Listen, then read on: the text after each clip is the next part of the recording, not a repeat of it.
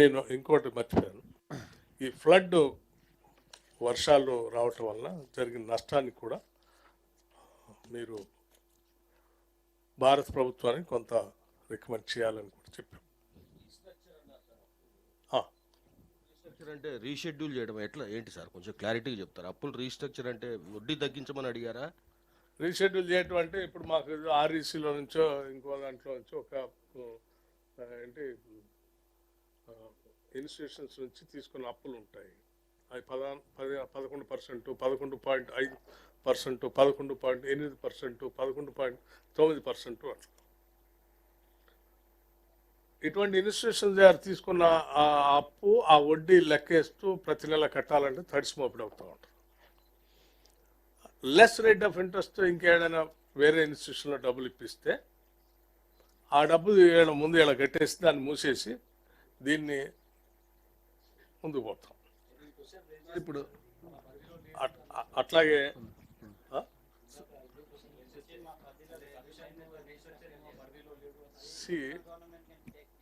Correct. దానికి సంబంధించి మేము ఇప్పటికే భారత ప్రధానమంత్రి గారిని కలిసాం, భారత ఆర్థిక శాఖ మంత్రి గారిని కూడా కలిసాం.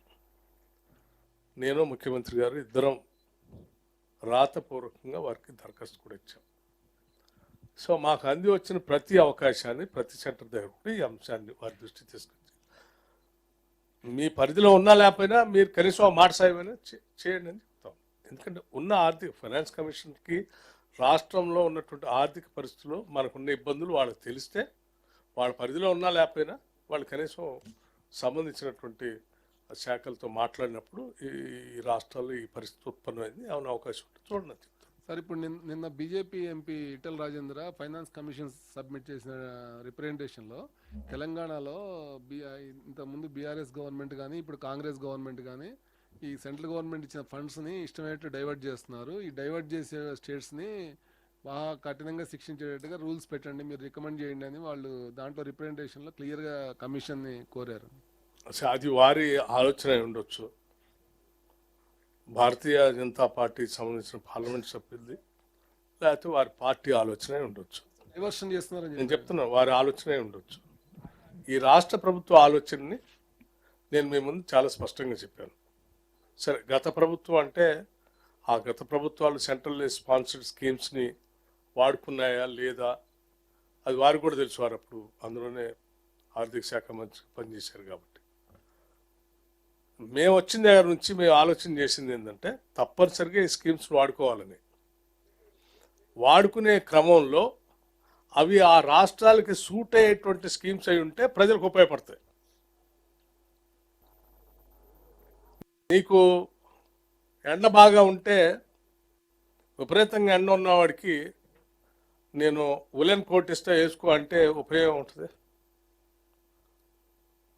చలి ప్రాంతాల్లో ఉన్నటువంటి వాడికి ఉలెన్ కోటను లేకపోతే రగ్ ఇస్తే ఉపయోగం ఉంటుంది.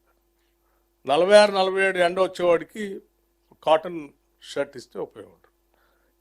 నేను ఒకటే ఇస్తా అంటే ఈ షర్ట్ వాడికి ఇచ్చినా వాడికి ఉపయోగం ఉండదు, వాళ్ళ కోట్ నాకు ఇచ్చినా నాకు ఉపయోగం ఉండదు. నాకు కావాల్సింది నాకు సూట్ అయ్యేది నేను పర్మిట్ చేస్తే నేను స్కీమ్ డిజైన్ చేసుకుంటాను. ఏ స్టేట్కి కావాల్సింది వాళ్ళు డిజైన్ చేసుకుంటా ఆ డిజైన్ ప్రకారం మీరు అదే రేషియోలో డబ్బులు వేయండి అని అడుగుతాను. ఇది రాష్ట్రాలకు మేలు జరుగుతుందని. సో ఈ పద్ధతిని పరిశీలించమని వారికి చెప్పాను.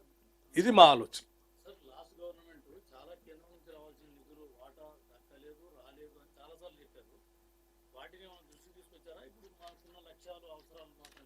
చెప్పాం కదా. ఇది కూడా గత ప్రభుత్వాల టైంలో సెంట్రల్లీ స్పాన్సర్డ్ స్కీమ్ కింద వచ్చినటువంటి వాటిని వాళ్ళు వాడుకోలేదు, పక్కన పెట్టారు. వాటన్నిటినీ మేము మళ్ళీ చాలా స్పష్టంగా మేము ఇప్పుడు మాత్రం కంపల్సరీ సెంట్రల్ స్పాన్సర్డ్ స్కీమ్స్ని మేము వాడుకుంటాం, దానికి సంబంధించిన డబ్బు మారేసి ఎంత అవసరం ఉంటే అంత కడతాం అని చెప్తూనే మా రాష్ట్ర అవసరాలకు ఉపయోగపడేటువంటి స్కీమ్స్ తయారు చేస్తే అది ఇంకెక్కువ పెద్ద మొత్తం మా డబ్బుకి మా ప్రజలకు ఉపయోగపడుతుంది.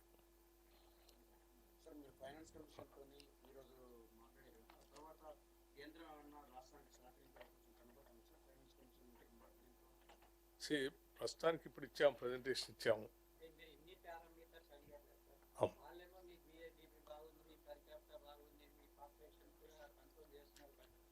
కానీ గుడ్ స్టేట్స్ కు హెల్ప్ చేయాలి అకార్డింగ్ టు కాన్స్టిట్యూషన్ అని వాళ్ళు చెప్తున్నారు.